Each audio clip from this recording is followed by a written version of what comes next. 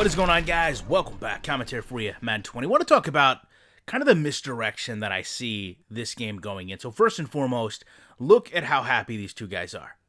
And I think it's great that they're able to have that joy and that excitement and visually be in the game, and nothing should take that from them. And obviously, when you look at the time and the energy that goes into doing this right, and that's what I want to focus on. The facial, not so much scans, but the imaging is done right. When you take this much care in crafting something, there is no doubt that the results are incredible. I mean, listen, you look at these screenshots of Madden 20, and it looks photorealistic. The problem with this is, though, when do you see a player like this on the field? You don't. The helmets don't come off anymore. Sure, the cutscenes look great, but these images aren't something that we traditionally see a whole lot of. And the interesting side of that is a lot of time is spent in how these players look when a majority of the time this is covered by a helmet.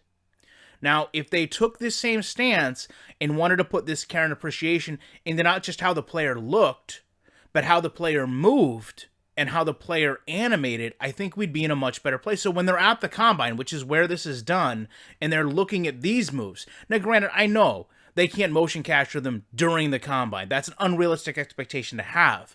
But if we could take some of the time spent on replicating their face and replicate them as a player, I think the game would be in a much better position.